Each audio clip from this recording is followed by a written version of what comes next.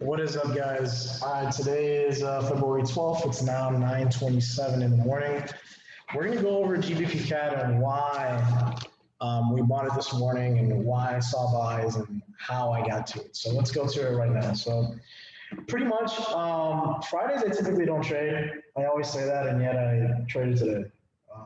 I wish I didn't, but it's fine. The real reason I'm fine.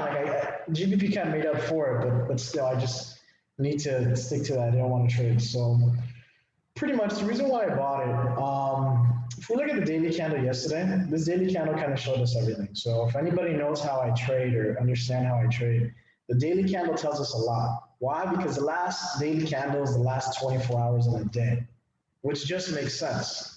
You understand? If we're intraday trading, we want to know what the last 24 hours did. If the last 24 hours are bullish, we know that today, somewhere in the 24 hours of today's candle, it's going to be bullish. And that's the move we want to catch because that has yesterday's daily momentum. And for GBP pairs, we know it always happens during London session. I might not know where it's going to retrace, but I know it will retrace during London. So what happened? Price had a pin bar. Price came down to fill in the wick during London, and then it finally bought. However, I woke up like around 3:40 a.m. I'm usually up like around 1:30, but I woke up around 3:40. If I woke up at 1:30, I would have caught it down here. But since I woke up at around 3:40, I was already up here in this candle's life. When that happened, I just waited till 5 o'clock. So because at 5 a.m., you have the 4-hour candle closure and you also have the 6-hour candle closure. That's why I use different time frames. A lot of people don't know that. So then what happens?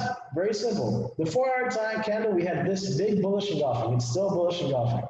It's a bullish engulfing, and price, all it did was come down, fill in the previous candle, smack the EMAs, and launch towards the top side. That's not the candle that really gave it away from me, but I could see it. The 6-hour candles really gave it away from me, just because of how much momentum it had. This is still bullish engulfing, no matter how you look at it. All this was push, retrace, push. That's literally all it did. Push, retrace, push. A big retrace, but nonetheless. Our stops was 75500. We literally had a 20 pip stop loss on this trade. 20 pip stop loss on this trade, and we were up about 53 pips just like 8 minutes ago. It went down about maybe 17 pips drawdown, but the trade was simple. So all I did was I waited for price to come down to 75700. I didn't think it was going to do that deep of a retracement, but it's fine. It happens. So this is 9 to 10, 8 to 9, 7 to 8. 6 to 7. So 7 to 8, it really came down. Didn't hit our stop loss. Stop loss was still good. And then reversed the last 2 hours because it's GBP CAD, Euro, it's a CAD pair. So CAD moves during the Euro session. So that's all it did. But really what gave it away was the daily candle, the momentum off the daily candle. EMAs are all still bullish. And that 5 a.m. candle closure. Once I had this bullish engulfing, I already knew that it was going to blast off. Yeah, we also see the inverted head and shoulder too. That's just been playing with for like ever.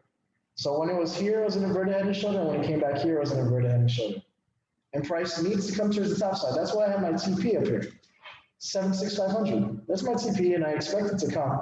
All price did was come up, smacked a higher high, came up, and did the same thing. So we're just at this level in the market right now. I still anticipate it to go up. We already have partial secured, but that's why I bought it. All right, guys.